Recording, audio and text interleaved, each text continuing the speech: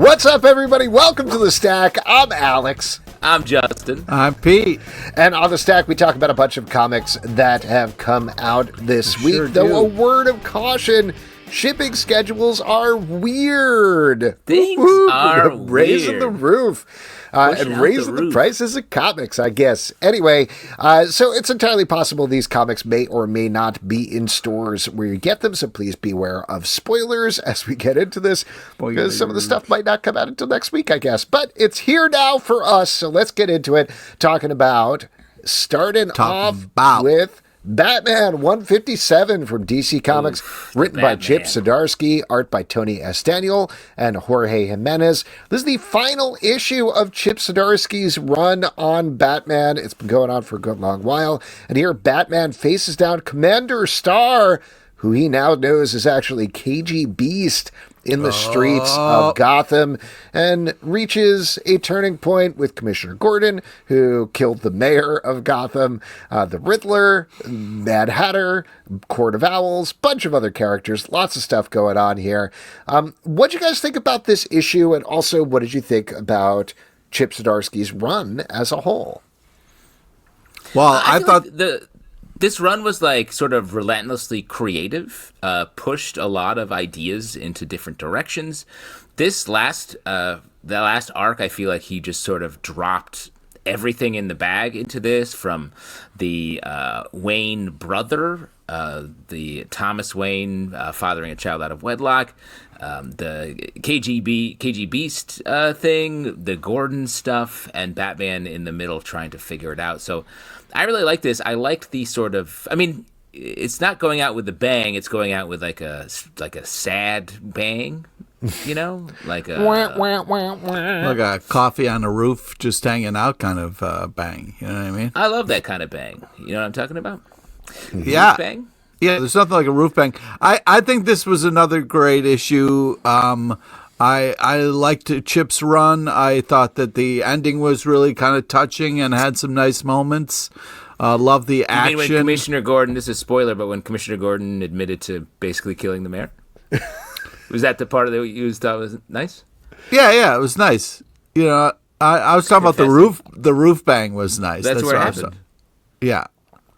But it was still sweet little roof bang. It was a nice moment on the roof. Also, yeah, and you know, the classic Batman, I can steer a plane move. So fun stuff. I agree with you, Justin, that this has been a relentlessly creative run. I've appreciated how much Chip Zdarsky has added to the Bat mythos throughout here, and also played on some ideas. I know it was controversial bringing in all of the Zur and R stuff, but honestly, it worked for me. I felt like it was an extension of what Grant Morrison did, which was an extension of, I want to say, from the 60s or something like that. So building on what previous people did and finding new iterations on it, that's why we read ongoing comics, and I think he did a bang-up job here. However, this last arc was okay, and I think part of the reason it was okay is, admittedly, they were killing time until Jeff Loeb and Jim Lee got ahead enough on Hush 2 that they could come in. I believe initially, maybe this is rumory, but I believe initially they were supposed to come in a couple of months back. And they're like, hey, can you stay on for a while? And Chip said, sure, let me do one last arc with Jorge Jiménez. And that's what this is. I do think the standout issue here, was it Javier Rodriguez who did the thing right in the middle where Batman was trying to interrogate Commissioner Gordon? If it wasn't Javier Rodriguez, I'm sorry, but that issue was great. The rest of this was all right. I don't know, a slugfest between KG Beast, who's dressed up as somebody else in the middle of Gotham. Commander Star. Sure. Yeah, Commander Star, bro. Classic character, Commander Star. And then Batman also standing at the top of a plane and being like, God, I really hate using these guns, but I gotta do it. It made me feel really uncomfortable. Why? Batman with guns. Even Batman, he's like, I hate it, but also they're gonna draw me really cool while I do it. So here we go. He's like riding an airplane rodeo style, having to shoot the wings up so it can fit in between the buildings. That's it's a little. With all the plane stuff going on, it's a little crazy. I didn't relate it to that at all. Anyway, now anyway, you're literally looking for trouble if that's your take. yes. So I certainly laud him. I think this is a run that, for the most part, we're really going to look back on in a long time and be like, oh, Chip Zdarsky's run was really, really good. This ending was all right, but it felt like an addendum more than anything to me. Wow, I thought it was great. You guys are, I don't know. What's this you guys shit? I said it was... You two. You two, always with the same opinions. Pete likes a sweet little roof bang, but otherwise agrees with me completely. Thanks, Pete. Thanks for the backup, Pete. I feel like you guys are having a Don't lump me in with this guy. This is weird. The Ultimates, number 9 from Marvel, written by Deniz Cam, art by Chris Allen. In this issue, we are flashing back to check in on Luke Cage, who was one of the early folks who got a Stark box, giving him his powers back. Alongside, I guess we're meant to think it's around the same time that Spider-Man got it. And spoilers here, but he is using his newfound power to free corporate prisons that were run by Midas, who had taken over the White House in, I want to say, issue 2, maybe, of the series. Might have been issue 3. Whatever it is, he has decided to go his own way and do his own thing as Power Man throughout here. Pete, you're a big Luke Cage fan. What'd you think about this one? Yeah, I was just doing the cool cover alert siren there. Sorry, I didn't immediately clock that. That's cool. But this is a really cool cover. And then, while he was talking, I was going, woo, woo. Anyways, I thought this was an as we siren. all know. No. As we all know, that is the cool cover alert, a thing Pete does all the time. All the time. Yeah. And any of us can do. Yeah, I like this. This is a fun use of the Ultimates for me. We're exploring this idea of like, what if Luke Cage got wrapped up in some bullshit? And, so I think that this was... What is your deal, man? What do you mean, what is my deal? We just taped our podcast for What If Season 3, and you introduced it the same way. You're like, I don't know, what if or bullshit or some bullshit. Like, you said the exact same thing at the beginning of that podcast. I'm sorry I used a common phrase. It's not what if or some bullshit. This is a different continuity. We're following the character of Luke Cage. I'm not talking about that. I'm talking about in this story, Luke Cage got caught up in some bullshit, meaning this corporate fucking jail stuff that's going on here. It's bullshit. Yeah, it is bullshit. And he was like, yo. Were you at the court case? Maybe he's in there for legitimate reasons. Go F yourself. I read this comic, and that's not why he's in there. And I know. And also the fact that he was like, yo, I'm not going to be free until we're all free. I liked it. I love Deniz Camp. I think he brings like some the right amount of realness and like sort of social ideas, societal ideas into this run, which I really like. I thought Luke Cage was badass with the chains that he wrapped around his arms by the end. I thought that was a nice image. And then at the same time, he's telling this great, very focused on Luke Cage story while also setting up the stuff that's coming down the pipeline in the future. It's great. Yeah, I totally agree. You pointed out the societal, oh my gosh. What? Racism? What are you talking about? Comment on society? Comment on society, yeah. I mean, this one is talking about racism and institutional prisons and the racism of institutional prisons. But commenting on prisons. For-profit prisons. Commenting on society is the sweet spot of this book. When they get to the big, like, overarching Ultimates plot, it's good, but it doesn't hit in the same way. When he is focused on there, same as he was with the Charlie Ramsey issue, the Hawkeye issue, with the She-Hulk issue, the America Chavez issue, all of that stuff, it kills it. And add in the Chris Allen's art is great in here. It's constantly it's constantly the Watchmen-style 9-panel grid for most of the book, which is wild as it jumps back in time. But it really, really works here. None of it feels crowded at all. This is a fantastic issue of this book. Yeah, Bronze Faces, number 1 from Boom Studios, written by Shobo and Shof, art by Alexandre Tefenkgi. This is about a bunch of folks who are very similar to Finders Keepers, which we read a couple of weeks back, though not with the supernatural bent. This is about people who are reappropriating material that has been taken by museums, specifically from Nigeria, I want to say. And yeah, that's kind of the plot of the book. It spends a lot of time in this first issue building up the characters, building up who is going to be part of this heist and introducing it. And it takes its time here, but I think it really crushed it by the end. I think it really built very nicely to that ending. And I am very into where this book is going next. What I liked about this is a lot of comics across the board, but especially creator-owned comics are really premise first. It's sort of like, okay, let's get this idea out there, and then we'll get to the characters and everything else. And this comic really takes the time to meet the characters and then build the premise out of their organic experience. It's character first in a way that is, you don't see as much and is a bit harder to do. I thought that was great, and I thought the art reflected a lot of the action as well. So I agree. This is a great first issue.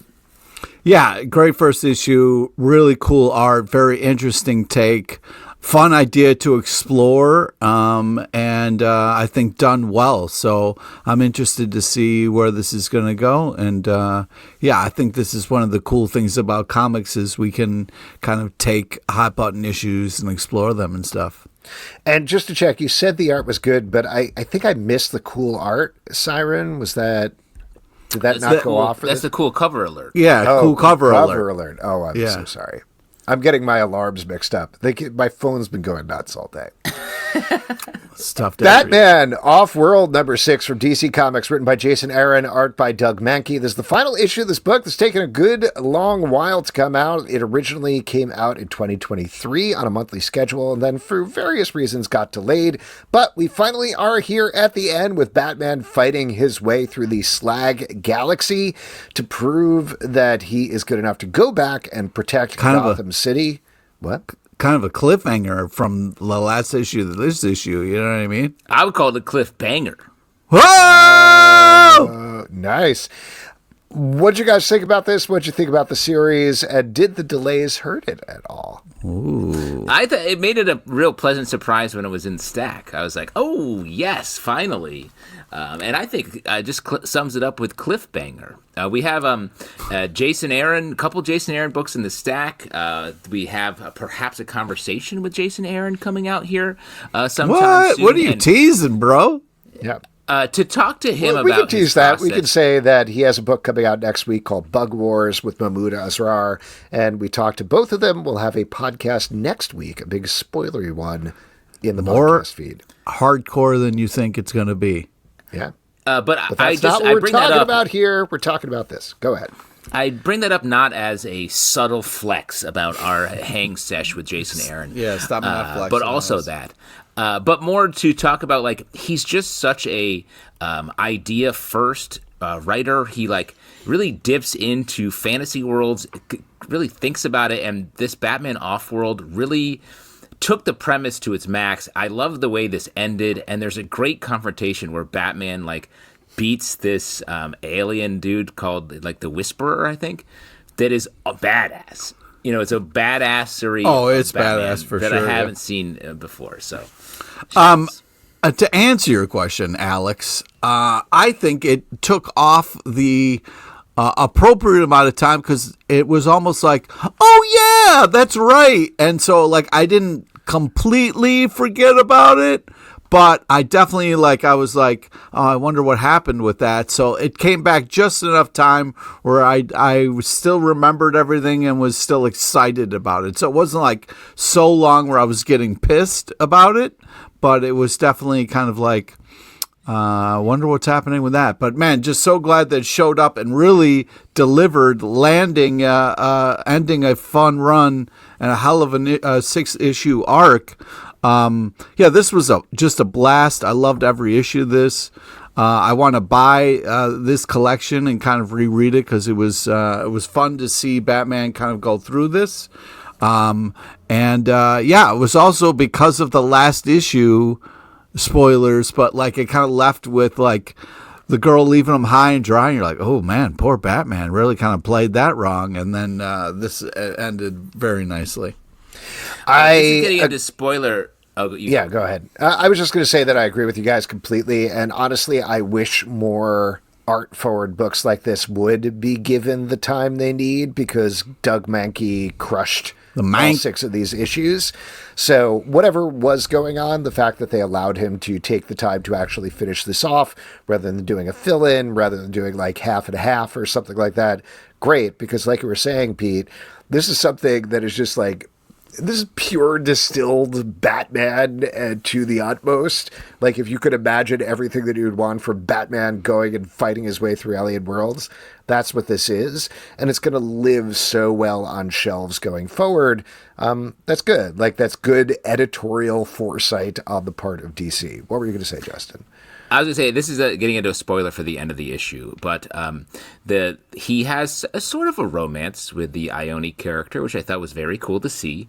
Mm-hmm. And then they have a split where Batman goes back to Gotham, and she goes on to become like Space Batman. And I wanted to ask you, if an ex of yours, you ran into her and found out she was dressing like you and doing a podcast, would you be like, hey, what's the deal with that? Well, I mean, it's weird that you say it like that, but that's kind of happened to us. We had a person we used to work with and then started their own podcast and kind of like did that. So it wasn't like an ex, like we dated them, but you know, like. But you like fucked a bunch.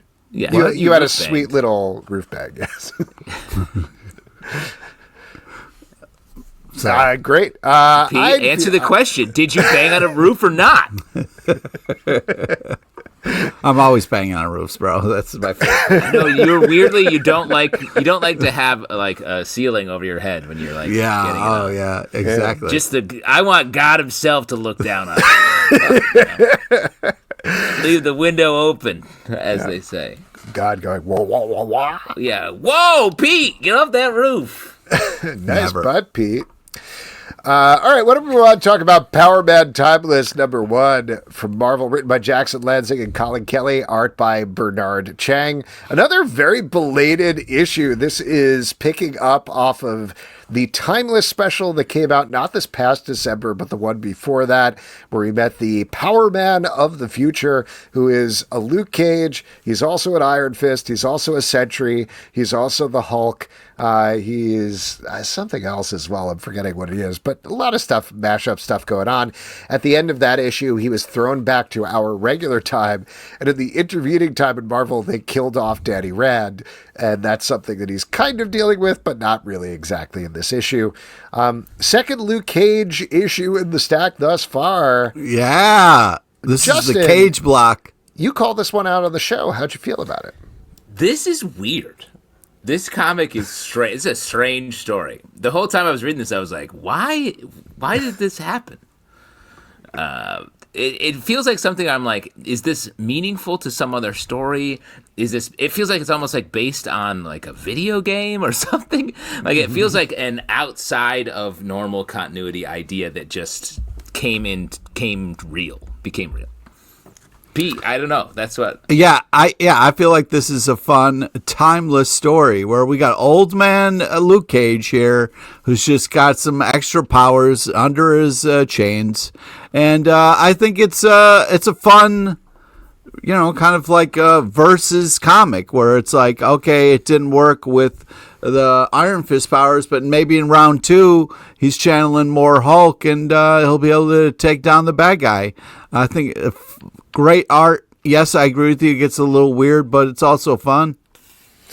I wanted more of a take from this team, who usually I agree with you. Well, it has. I don't know exactly what's going on here, because like you said, maybe there was a plan at some point for like, okay, we're going to take this Luke Cage, send it back in time, here we go. But a year and a half later, I don't know how that links up to what we saw previously. And there's some weirdness at play here, but like, we already have action figure man who is like, he's not just a Luke Cage, he's not just a firefighter and an ambulance driver, he's also a cop and an astronaut and all of these other things. And that's what we're kind of getting here. And then he's thrust into a heart that's in Jupiter, and he meets a lady that we've never met before, and he's fighting a guy named Aeon the Knife that we've never met before. Yeah, giant sword guy. It's a lot of things that I feel like I picked up issue 23 of an Image Comics book in the bargain basement bin, and I don't know what's happening here. And to be clear, Image Comics book from like 93. Dude, have you never been chilling in a giant heart and then like an old rival shows up and cuts through that giant heart with a giant sword and wants to fight you? I mean, once, but that was an isolated incident that I don't like to talk about. No, sorry to bring it up. It's funny you said that, Alex, about this feeling like an old Image comic, because the logo, the interior art, and the vibe feels like a Savage Dragon, like mid-200s issue. Yeah, very fair. So there you go. That's kind of our review of this. Why don't we move on and talk about Frankenstein, New World, The Sea of Forever, #1 from Dark Horse Comics, written by Mike Mignola, Christopher Golden, and Thomas Sniegoski, art by Peter Bergting. This is a sequel series to the previous Frankenstein book that takes place in the far future of the Mignola-verse. So Hellboy, BPRD, gone forever. Frankenstein is hanging out with a little girl. They're traveling across the world and trying to stay ahead of some hyper-evolved frogs, I believe, who have been left over from the apocalypse we saw back in BPRD years ago. Pete, you seem pretty psyched about this, so take it away. Yeah, man, this is fun. You know, you got Frank and the kid traveling the seas, you know, fighting monsters, trying to save the day. This is, like, really amazing art. But also what occurred to me is, you know what would make this better? Is instead of Frankenstein, hang it with me a little bit, you put in Hellboy. Oh, what? That would be sick. That would be unbelievable. Oh, man. Can you imagine how much fun that would be? I mean, it is funny how much Mike Mignola is like just out there doing a ton of work that it feels like he's pranking. He's really after us of not doing Hellboy. He's doing everything but Hellboy. He sure is. I would argue, Pete, Frankenstein in this comic is like a humorless Hellboy. Yeah. Right? Which would seem less I think what he's like, ideal. I don't know Mike Mignola, but I assume his thing is like, I've said all the stories that need to be said about the character Hellboy. We're good. We're done with him. Let's move on to a fresh new character that we haven't explored that much, named Frankenstein. I mean, cool. We're being a little bit shitty here because I actually like this issue. The idea of this comic is... I also like this. That's 3 for 3. Wow. What a win from Trifecta. This is a cool cover. Yeah, cool cover also. But it's very creative. I like that we sort of found our way back to the BPRD universe over the course of this first issue in a cool way. So I'm definitely on board with it. But I hear you, Pete. Like we could just have Hellboy. We could have that also. I do think this is very different, and I really like this a lot. I actually like this issue, I think, more than the first series. There feels like there's more of a focus here. There's this sort of weird, sad tale of these fishermen who are catching different creatures in the sea and guarding over them and allowing them to breed. That was really interesting. Yeah, it was a cool story and classic, like, Seabang. Teach a man to fish type of thing, where it's like, hey, I can show you how to make a boat. You know? Yeah, and I do love. You can teach a man to fish, but you can also teach a fish to fuck. It's like, hey, listen, I would give you this boat, but I gotta go watch these fish fuck. So no way in hell you get this boat from me. Yeah, exactly. I need this boat. It's I like just cleaned all the jizz off of this. You don't want this. Fish jizz. Yeah. Hey, man, you ever been in the sea? Any port, bro. Any port. You know what I mean? I think we all agree that this comic can go to hell. Boy, make this Hellboy. Absolute Superman #4 from DC Comics, written by Jason Aaron, art by Rafa Sandoval. Hey, Jason Aaron. After a detour to Krypton in the previous issue, we are back in the Absolute Universe following Lois Lane as she investigates Superman and runs right into Jimmy Olsen, who is part of the Omega Men, a resistance force against the Lazarus Corporation. Lots of stuff still going on in this book. What did you think about our second Jason Aaron book of the stack? The Aaron block. I continue to like this as well. What I think Jason Aaron has done specifically with this is he's taken these characters that we all expect to be just best of friends. You got your Superman, your Lois Lane, your Jimmy Olsen, classic trifecta, just like us. And he's pushed them way apart and made them sort of antagonistic with each other. That tension really works because we still don't understand a lot of how this world works, but I like that we're figuring it out with the belief that these characters from very different parts of this universe, this world, are going to come together, and we're going to see what a trial that was to overcome the forces that are keeping them apart. Yeah, it's fun to hope that they're going to somehow find a way back together. I agree with everything JT Sizzle just said. Another great ish. Love the action. Love the stakes. Amazing art. This delivers and then some. The Superman feels fresh and new. I'm having a blast with this. Let me ask you guys a question. There's a character introduced here who is the leader of the Omega Men, Omega Prime, and she has her mask on the entire time. She's just playing it safe. Oh, you know what I mean? Yeah, for sure. You're traveling around. You don't know if there's COVID or a new strain or something like that. You want to get the vid. Who...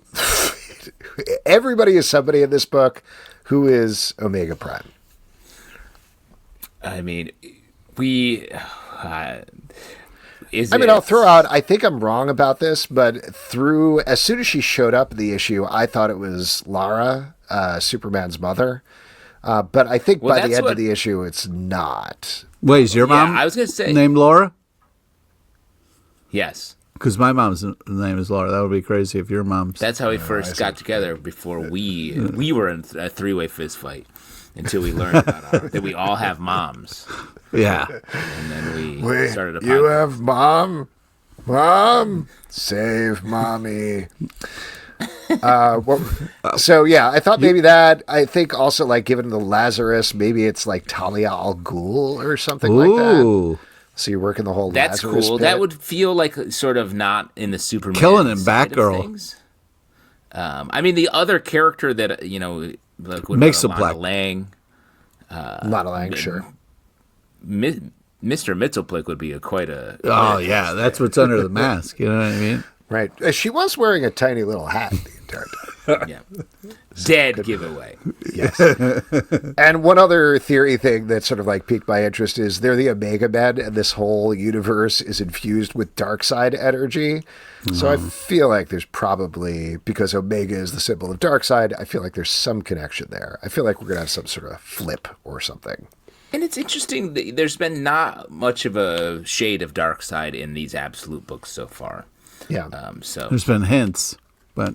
Not many, though. It feels I think, not to get too much into it or anything, but like Scott Snyder in his recent newsletter talked about how they're not showing Darkseid and he's not a physical being. It's more about his essence is infusing the universe so that the heroes don't always win is the idea. But at the same time, it sounds like they're going to have some sort of absolute universe event that's going to be teased on Free Comic Book Day and then happen sometime in the fall. I'm going to throw out October because that's when they always have events. So we'll probably see something about that then.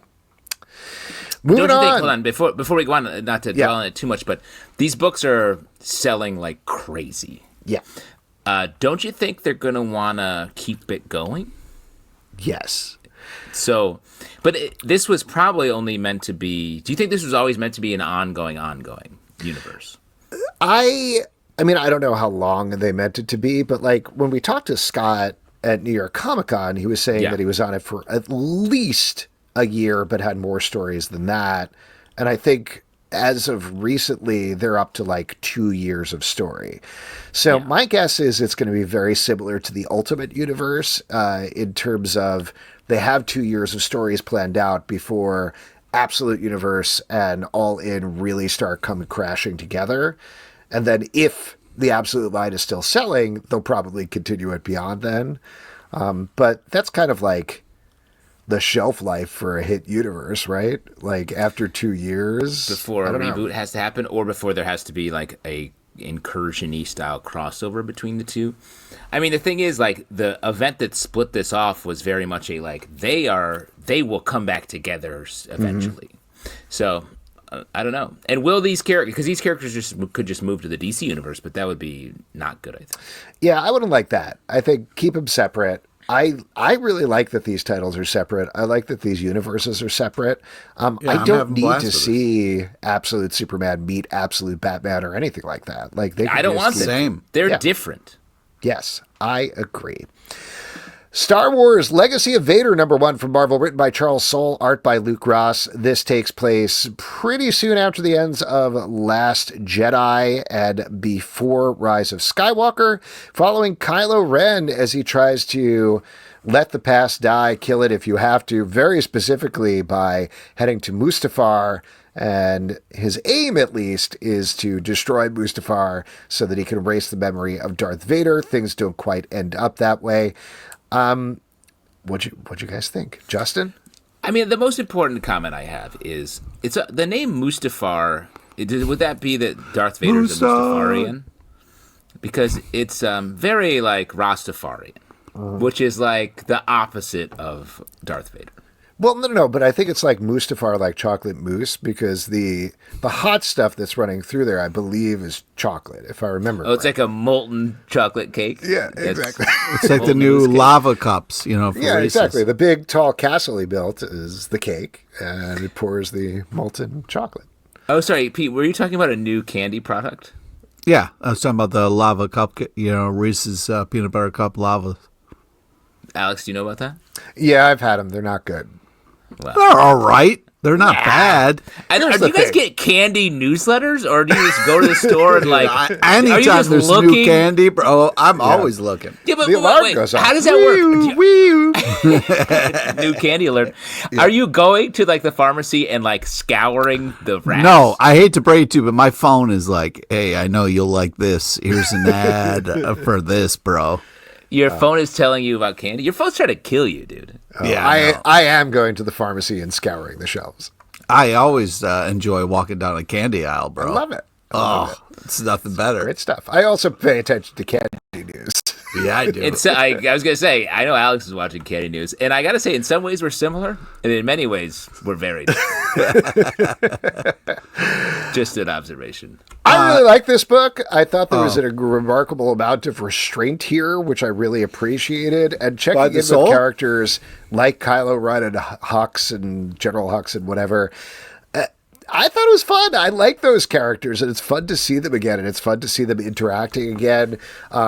Charles Soule, true to form with his Star Wars works, brings in a very weird character towards the end here to interact with Kylo Ren, which I thought was great. Like, have more weird, off-the-wall things happen in Star Wars. So, I don't know. I like the team, but I was sort of hesitantly looking forward to this, but I really enjoyed this first issue. I like this too, and the only issue with it is I feel like with the other, the original trilogy characters, there's so much space, physically, like literally and metaphorically, for them to have other parts of their lives. With Kylo Ren, I feel like he has like a couple days between shit that happened to him. Because in this issue, I was like, wait a second, what? Wasn't he like doing all this stuff with Rey? Now, like there's just no space in his life when he was doing this stuff for him to be like, I gotta go on a trip. So that's tough continuity wise, and it definitely rubs a little bit. Unfortunately, not Charles's fault at all, but it's just there's nothing much you can do besides just go for it. Yeah, I think Charles Soule is an amazing writer. This is just the opposite of my cup of tea because Ben Solo is a bitch and he deserves to die horribly. And if he's going to be in a book and he doesn't get to die, then I don't want to read it. But the art is very just impressive. To check, you're an adult, I believe. Is that correct? Yes, I am. Yes, I am an adult, but just wanted to. That was a genuine question. We just talked about how you're checking out candy. So, like, that's a genuine ask. Yeah, I mean, I was about to say it. I guess it depends on who you ask. Yeah. But excuse me, child wearing a fake beard in front of the wall of comics who likes to go to candy. Are you a grown-up? I mean, technically, I guess I am, but I did once, eat too many cookies and not eat enough food. And I like that you said once, because I know that's not true, but I know that's what you're willing to admit on this podcast.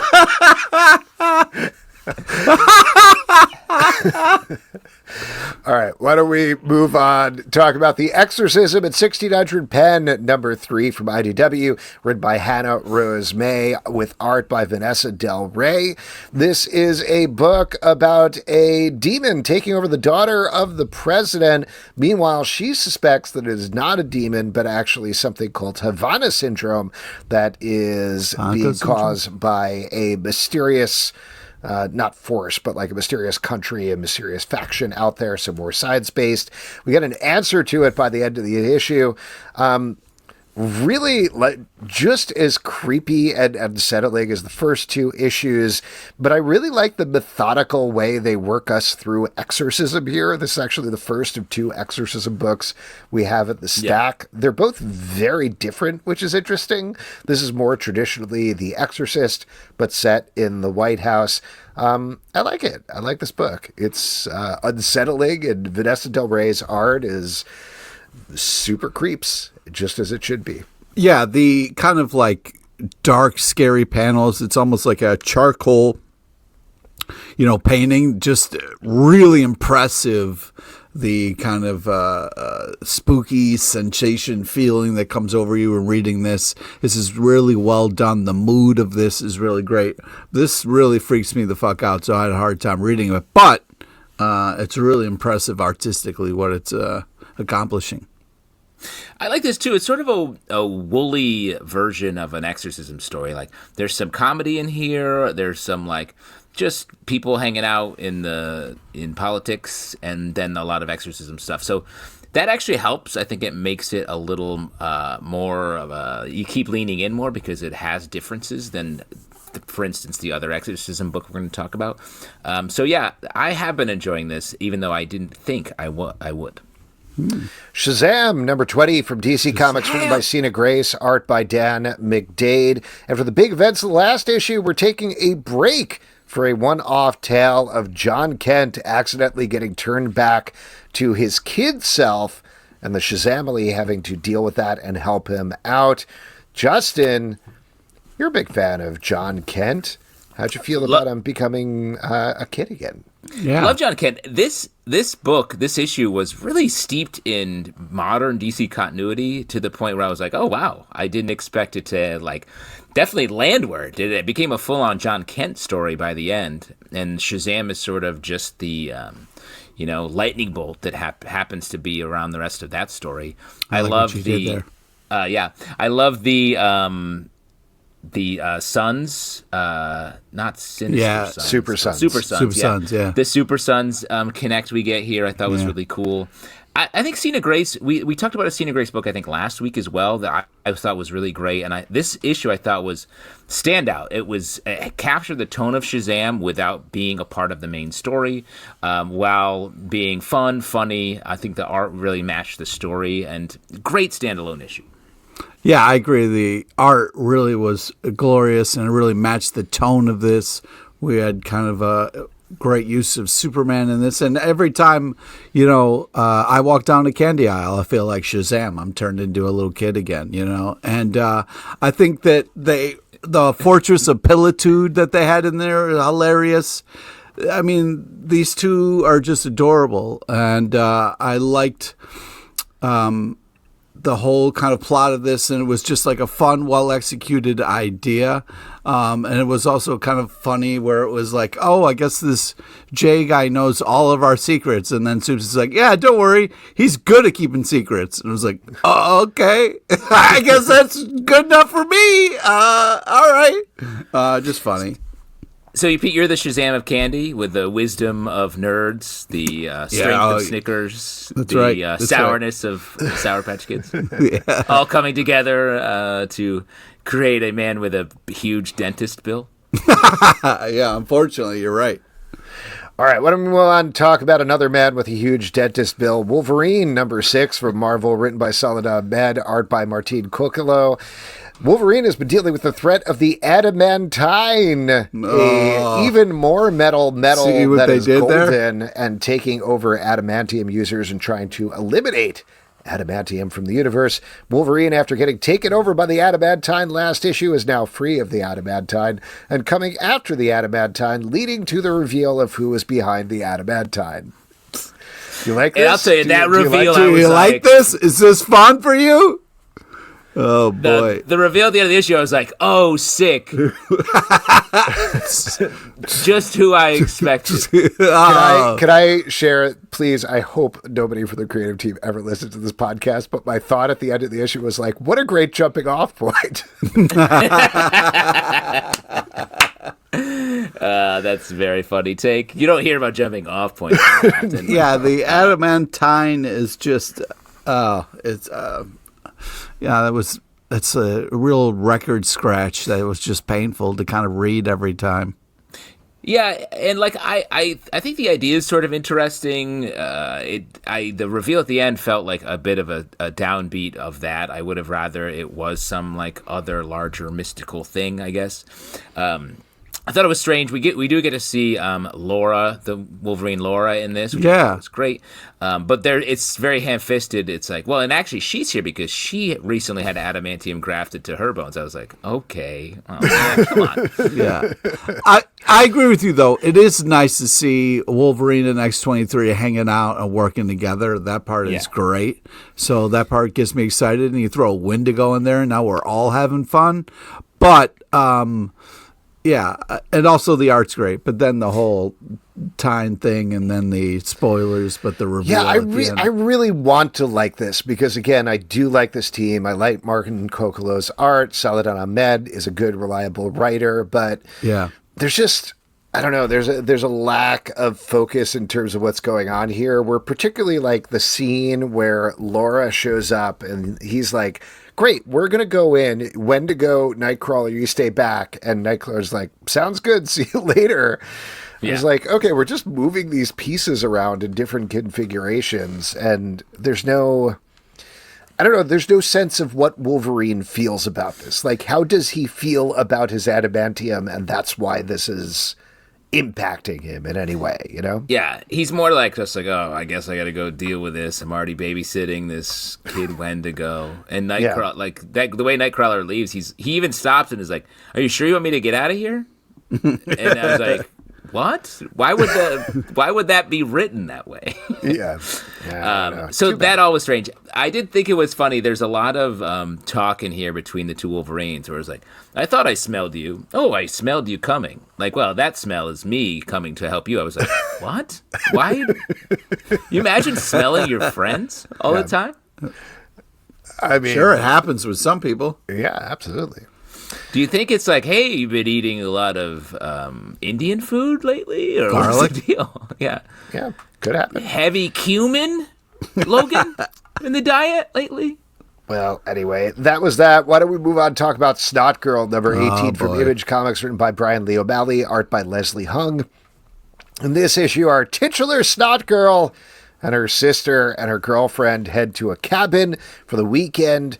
Her girlfriend and her are kind of in a weird spot at the moment, but they're forced into a small cabin together with their mom and their aunt and have to deal with it. Meanwhile, two of the other characters are investigating what's going on with the girlfriend's brother, and it's even weirder than you might have expected.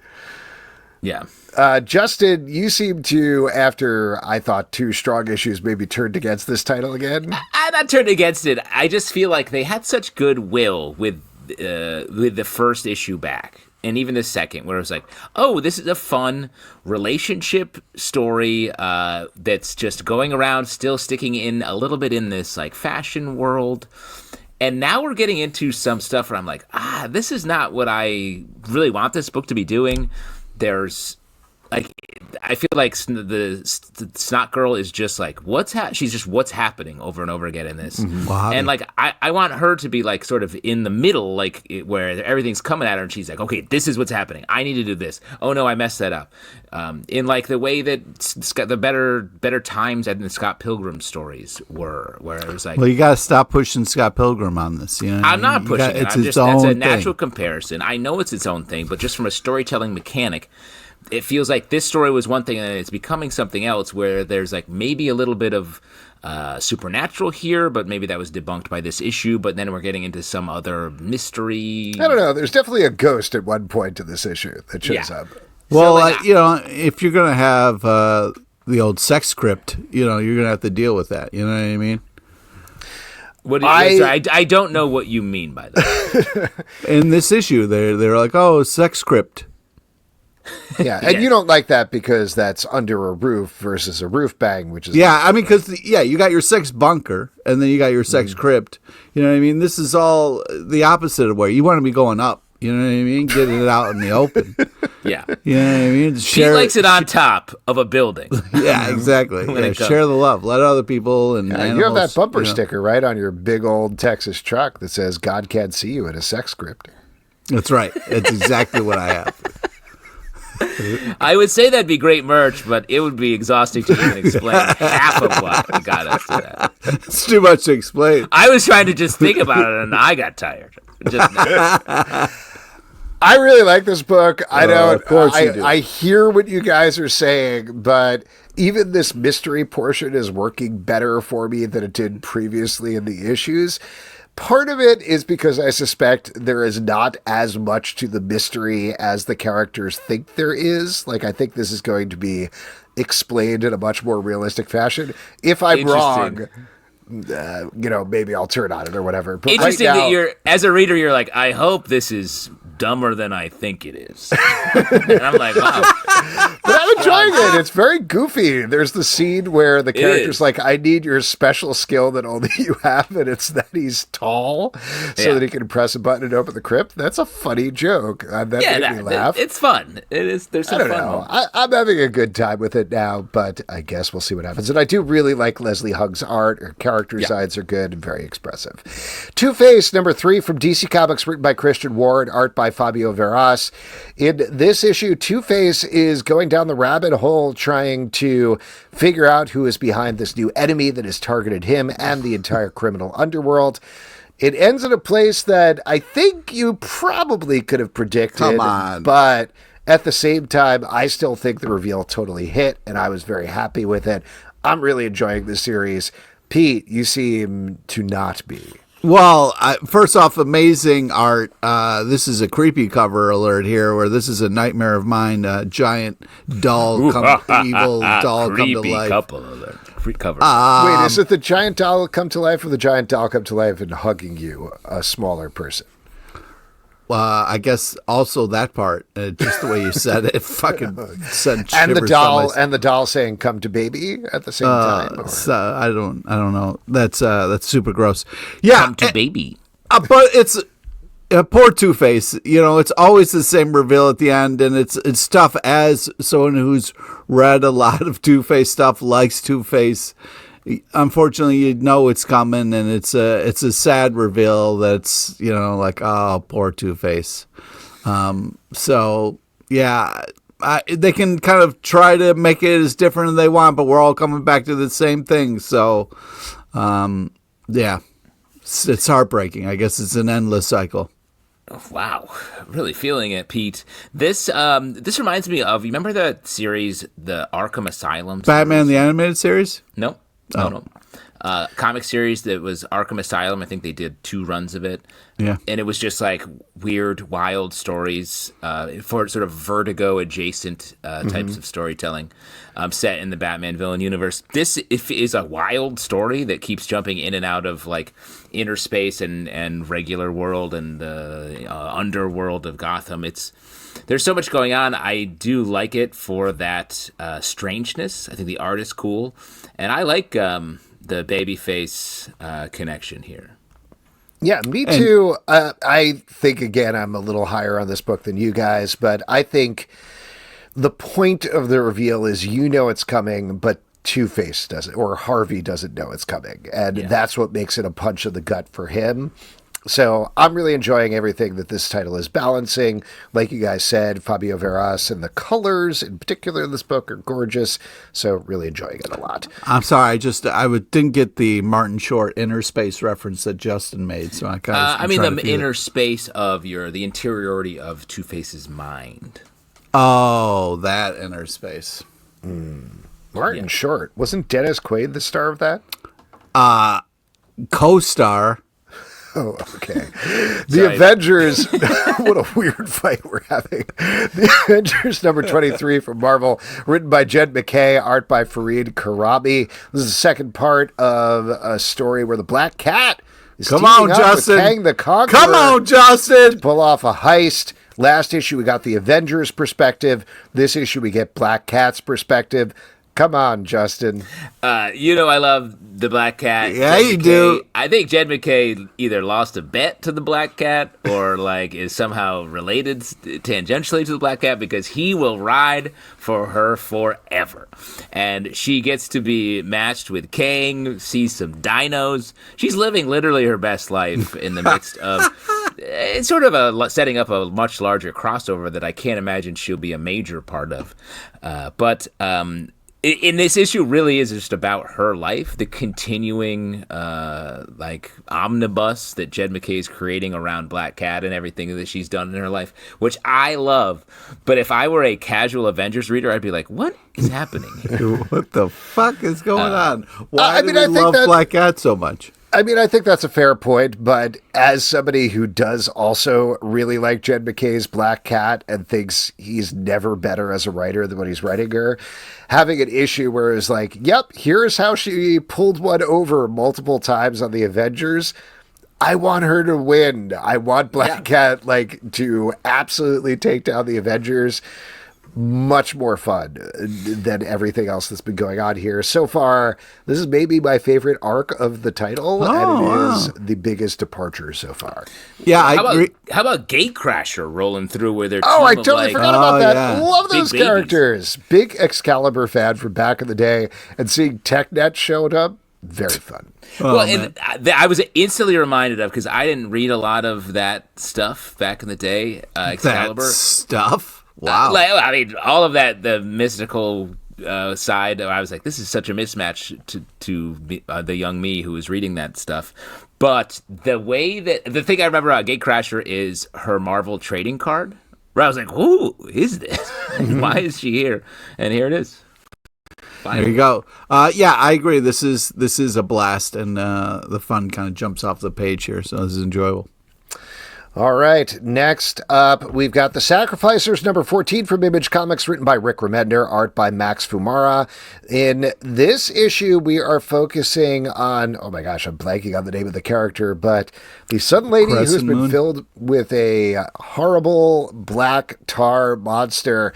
She has been taken with a bunch of sacrificers and is trying to save them in this issue, leading to something horrific, but something perhaps hopeful. But I know better because I've read Rick Remender's books before. Yes. This continues to be really kick-ass and glorious. I mean, the art is super tight nanners. It's unbelievable. I love all the action. I love the story. The twists and turns are intense, but fantastic. This is just continues to be glorious. Rick Remender always puts his characters through it, and in this one, the character you're referencing, Soluna, has to, anytime she falls asleep, a giant monster comes out of her and kills everyone, and she's surrounded by kids. I was like, oh man, I'm really feeling this right now. I'm surrounded by kids and I'm exhausted. But if I fall asleep, my kids, no one's there to help them. So this was really resonating with me currently. And he keeps this title from its original premise felt so simple.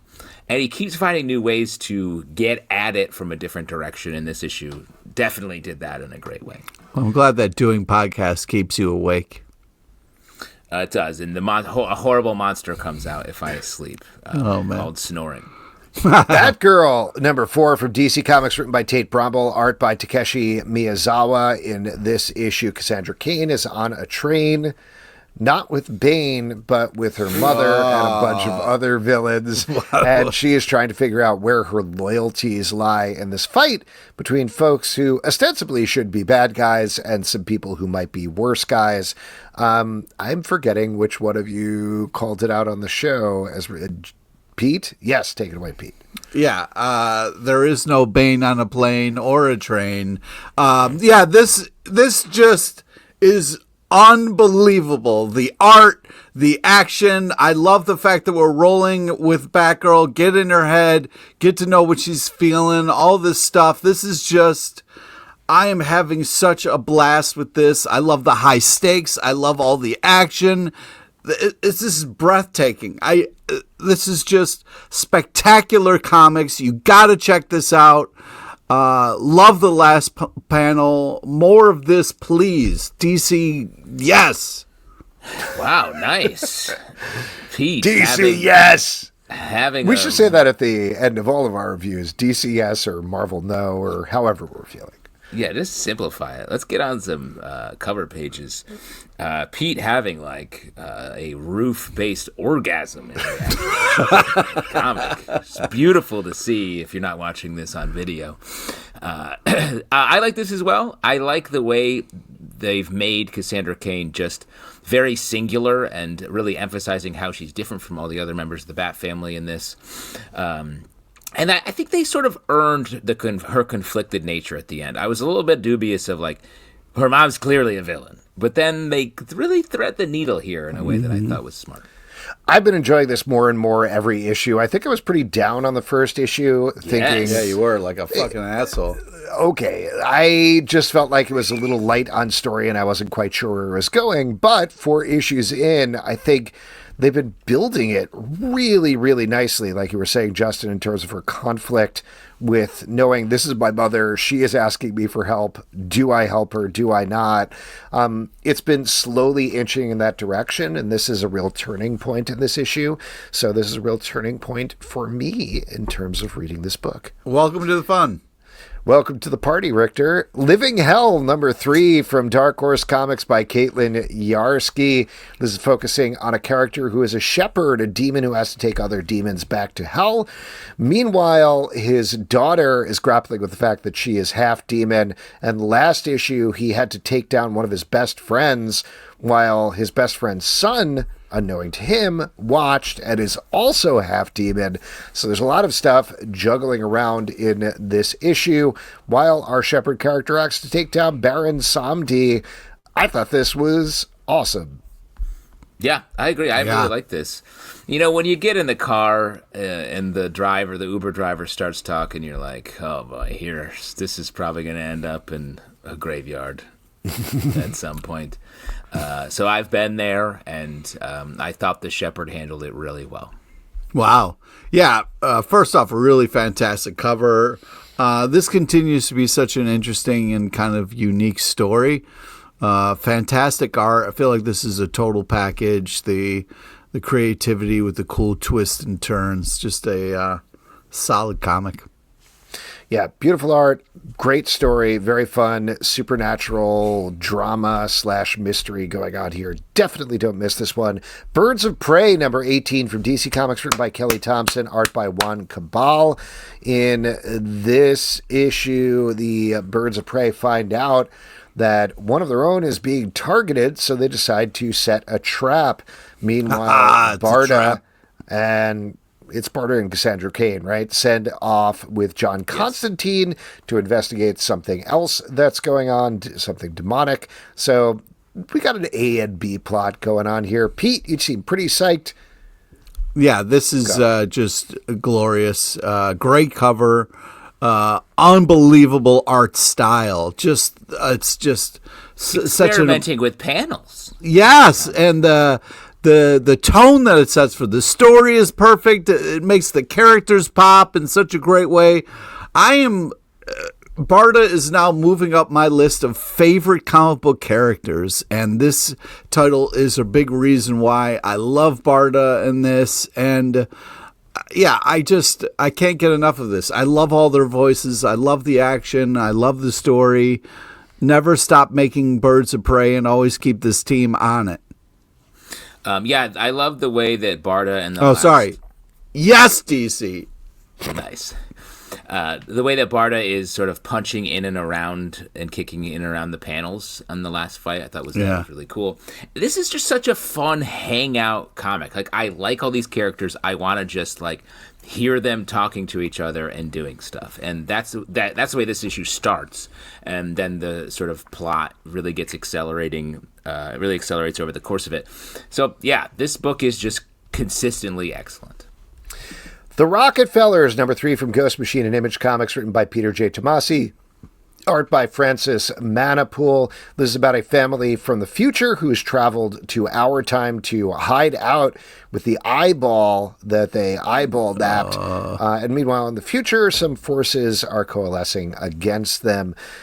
Pete, when we were talking about the Fantastic Four trailer on the live show, you didn't love the fact that it was a family hanging out and just eating food. That's mostly what happened in this issue. What do you think about this?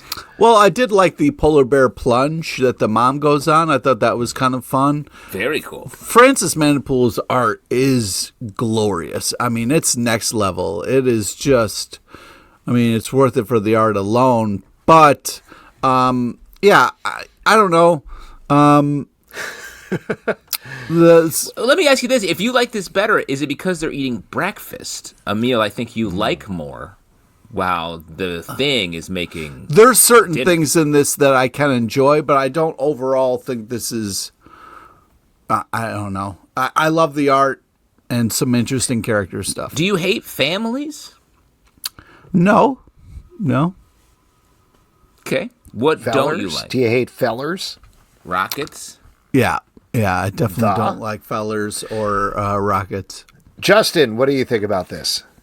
I like this comic. I think of the ones in the Family Odysseys line, this is my favorite that's coming out currently. And you know, there's enough mystery happening here that that's definitely keeping me going when it comes to, there's a loss with the grandmother who was killed earlier in the run, in the first issue, and that's being kept alive, so I'm curious where we're going with that. And I just like this family, though. Very like nice. breakfast. Ah, that's great. More comics should just be people hanging out and eating breakfast. I agree. JSA, number 4 from DC Comics, written by Jeff Lemire, art by Joey Vasquez. In this issue, per the cover, Dr. Midnight has been captured by the Injustice Society, breaks free, and finds out a lot more about what has been going on behind the scenes. This, to me, feels like just like straight up classic superhero comics, which is very surprising coming from Jeff Lemire. Not saying that negatively, but usually he does something headier and twistier. And this is just like JSA versus Injustice Society done. Well, and I think it's almost like if Black Hammer is a reaction to superhero comics, I feel like this run is a reaction to back from Black Hammer, where it's like, no, I'm going to now, my flex would be telling just very over-the-plate superhero stories. And I think it's very well, what I like about this is it's very well paced. It's like we get a chunk of the story, a total gear switch into another interesting chunk of story, and then we get it to come together a bit at the end. So, yeah, enjoying it. Yeah, I am also enjoying this. I'm also a sucker for Grundy, and spoilers, but great use of Grundy in here. But yeah, the fun characters, artistically a little different from the normal DC style. So yeah, I appreciate the look of this is unique and fun. So yeah, this is a great package, as Justin likes to say. I think you officially are the one that says that. I barely say it. You say it a lot. Well, let's talk about another package. When I Lay My Package Upon Thee, number 2 from Boom Studios. Whoa. Vengeance Upon Thee, from Boom Studios. Written by Gress Moreno, art by Jacob Rebelka. This is the second exorcism book we were talking about. We're following a oh my God, why am I blank? Veteran exorcist is teaming up with a newer exorcist. They are heading out into the field to track down a kid who has potentially been possessed. And by the end of the issue, yes, he definitely has been. Feels pretty Spoilers, dude. Most Jesus. of the horses in the area, let's be honest, Don't get horsed, bro. they have gotten horsed, I got to tell you. This kid's getting horsed, I'll tell you that much. Yeah. Justin, you were into this one, right? Yeah, Yeah, I Justin, like it. you said you like this Nightmare of a Scenario. I do like it. This reminds me, maybe if you're chasing that Hellboy high, this reminds me of some like early Hellboy where it was like really dark. Gross. But the main characters still have a little bit of lightness to them, even as horrible things are happening around them. I think the art reflects the horror in fun, surprising ways. There's a bunch of panels in here that I just like sort of pulled back and enjoyed, laughed at, or where the characters are just making interesting faces, where you're eating entrails in a surprising way, that kind of Dude. I didn't mean to cut you off. What? Eating entrails? You like that? Yeah, I mean don't this like that. sincerely. How do you face life being so scared of so many things every day? Or does that not affect your real life? Is it just in the comics? No, it affects my real life. And people struggle with stuff all the time, Zalvin. And do they put they? on brave faces and they move Not me, about the man. world.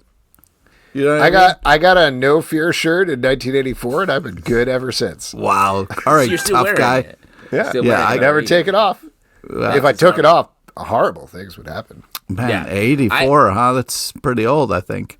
I had Anyways, I had an "and one" T-shirt that said "Hold my trophy while I kiss your girlfriend," and that's my armor. one. Oh, my God. Anybody? And Pete, Yes, what's your T-shirt? Co-ed naked swimming or something? Yeah. Big Johnson surfboards. Far from Shroomin? Just hanging What out. was happening in our Dude, culture then? I was just What hanging the out in fuck? Spencer's Gifts. You know what I mean? Yeah. Pressing my face against some nails. All right. Big dogs do it in the rough or whatever. Like what? All these Senior shirts were like, frogs get wasted. You know what I mean? everything was like weirdly sexual, and then Yeah. like parents were like, I don't know, it seems funny, and it's like it's a sex shirt, or like I'm wasted. Yeah, so this is a gross cover alert.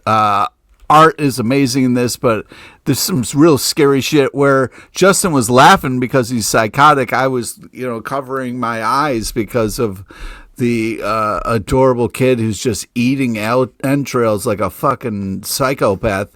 It's like a buffet at the Ruby Tuesdays. Carousel my Mall. God. You know what Don't I'm bring talking about? Tuesdays into this. You keep the rubes out of this, bro. This is gross You're as the shit. only one with a shorthand for Ruby Tuesdays, a restaurant that probably doesn't really exist anymore. I could just see Pete going to Spencer's Gifts, picking up a CD of Smashing Pumpkins at Nobody Beats the Wiz, dude, and then hitting the I'm not salad buying bar it. at Ruby Tues to close out the day. Mall rat. Pete, if I was like, Pete, come by my place. We'll Nope. watch a movie in separate rooms or whatever. Oh, great. Yeah, separate rooms. Okay. And you came in and I was just actively eating horse entrails. Oh, my God. that- Why are you painting this picture? Is there a horse there, or are they like loose? No, I got him. I ordered them last night. Did you get They're horse leftovers? the night before? Yeah. Okay. Pete, I ordered too much horse. Would you mind finishing this off with me? Just get down on your knees, eat as much as you want. Oh, I'm going to throw up. Oh man, It's- that guy eats like a horse. There's a Yes. comma in the middle there. Just Eats yeah. like like a horse. comma, like You know, Comma, let's move on to the next comic. Great. I thought this was great. Definitely pick this up. Great, scary exorcism book. Super gross, like Justin's saying. Justice League, The Atom Project #2 from DC Comics, written by Ryan Parrott and John Ridley, art by Mike Perkins. The two Atoms, Ray Palmer and Ryan Choi, are teaming up to try to solve the power problem in the DC universe, where some people have switched powers, some powers have gone into other people. And specifically back in time, not that far back in time, it turns out, they are trying to repower Captain Atom. And in this issue, they track it down to a bear who is a powered-up Captain Atom bear. Meanwhile, in the present, they are trying to chase after Captain Atom for unknown reasons as to this point. Things are also pretty horrific in this title in a surprising way. What'd you guys think? This comic's crazy. It's funny how close to the main continuity this is, because it's like wild. It's so moody, and this is like, I like it, but it's just a strange title, right? Well, I have to imagine a lot of that comes out of Mike Perkins' art, right? Like he's taking Ryan Parrott and John Ridley doing like a Bourne Identity thing in the present, at least, mixed up with, just sort of classic superhero stuff in the flashback. But Mike Perkins on art just takes it and like dials it down to darker and more disturbing by about 10 levels, which is good. Like it gives it a very different tone. Agreed. But there's also like, it's reflected in the writing too. There's so much like mistrust and, as everyone's sort of dubious of the other characters, like it's all in there, and it's just such a surprising title. And Captain Atom feels to me like the Nico of the DC universe. Wow. You know what I'm talking about? Well, I do agree with you here, just because I knew I would get you. Two currently running titles that put Captain Atom as like a disturbing, godlike, potentially villain figure is weird. It's weird that that's happening right now in two different titles. They're different, and I think we get more of a sense that Captain Atom might be the hero in this issue, but we'll see. Yeah. Nice. Yeah, this is a little too intense and weird for me, but I feel bad for the polar bear. Let's jump over to Sea of Conquest, Cradle of the Gods, number 6 from Fun Plus, written by Griffin Sheridan. Fun Plus! Fun Plus, not Fun Minus, Fun Plus. It's adding in fun, just to be clear, by Griffin Sheridan and Ethan Parker, art by Simone Darmini and Ricardo Labella. This is available to read free online and is a spin-off of the Sea of Conquest game. I'll be honest with you, this is the first issue we've read, and also it's the 6th issue, and I don't personally have any context for the game. I do like Griffin Sheridan and Ethan Parker. They've been a great team working on a bunch of books, so I was hopeful there. And I'll tell you what, I really enjoyed this, even with not knowing anything. We're following a bunch of pirates. There's some ghost pirates. There's what looks like a raccoon pirate teaming up with a rogue guy. Fun stuff. Every couple pages, this comic introduced some new stuff. So I was like, "What? Okay." And like the ghost possession, the sort of squid nature of things. There's like a Joker pirate who's worshiping a giant squid. Yeah, pirate stuff. Mm-hmm. Yeah, it definitely like expanded the idea of pirate stuff, but it's well told and it moves through these things in a nice progression. Also, when you read this comic online, it goes panel by panel like a classic like motion comic, which is nice.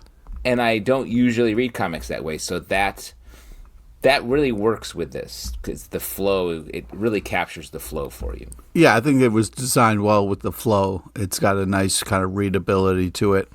Awesome art, fun pirate action. Yeah, this is a blast. This is, you can kind of jump in the middle a little bit here. You don't feel, you're like, I get it, pirates, yeah.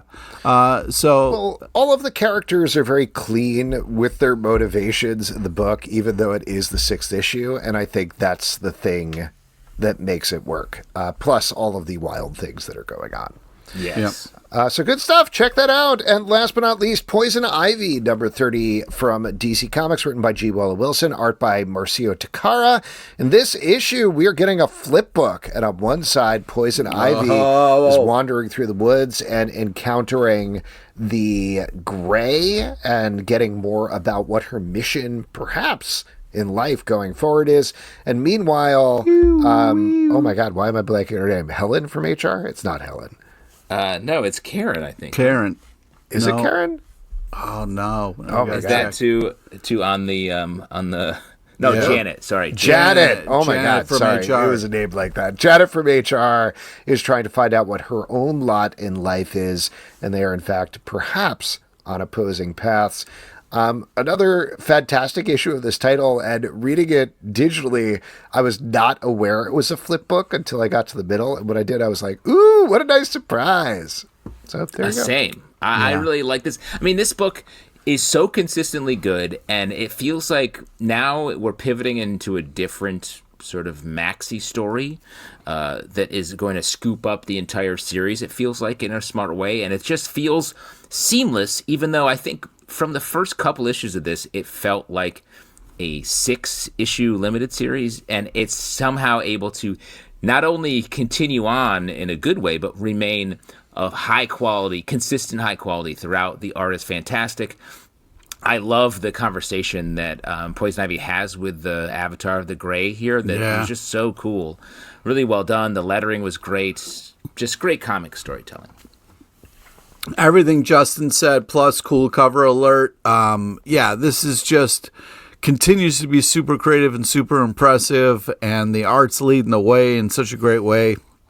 But I'm a little worried about Janet and the fact that she's a rat. She's, spoilers, but got the acorn on her, and we all know that's like a wire. So that's nature's wire. Yeah, it's nature's. Yeah, the acorn, and so we're all fucked going forward.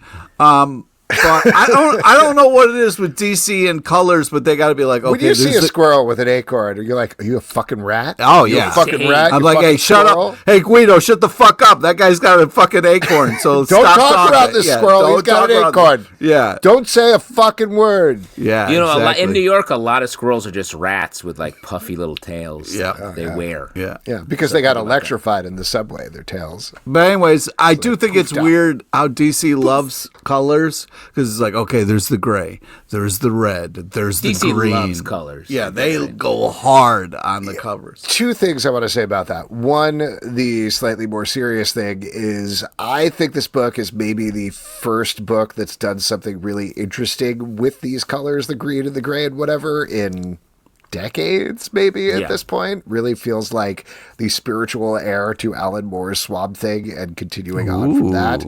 Big words. The other thing that I was thinking about the other day is like, have they ever done a thing where they pointed out that they have the green and the gray and the red, and then also Green Lantern has a bunch of colors, and make any sort of connection there whatsoever? You want the colors to combine to find... No, but like Green Lantern's like green is the color of will, and there's a green entity who lives in our Green Lantern and causes that. And then meanwhile, there's an entirely unrelated green that connects all plant life.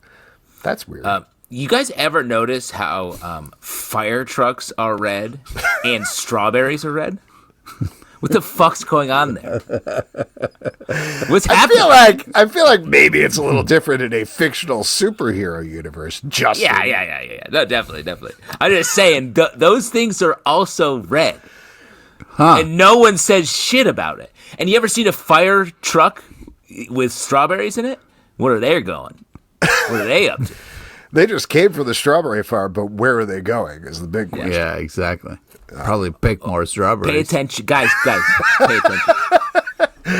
That's when you hear that woo woo, you think it's a cool cover alert, but it's actually the fire truck going to get more strawberries. Strawberry alarm. Yeah. Right. Out of the way. Strawberry alarm. Well, why don't we wrap up there? If you'd like to support this podcast, patreon.com. Why would you after this? So, we do a live show every Tuesday night at 7 p.m. to Facebook and YouTube. Come hang out. We would love to chat with you about strawberries. Apple, Spotify, Android, or the app of your choice to subscribe to this and follow the show. Comicbookclublive.com for this podcast and many more. Until next time, we'll see you at the Comic Book Club. Dip them in chocolate. And that's Justin and these two candy freaks signing off. See you on the roof, guys. Oh, boy. Join Alex, Justin, and Tony. Every Tuesday night, once a week, that blow your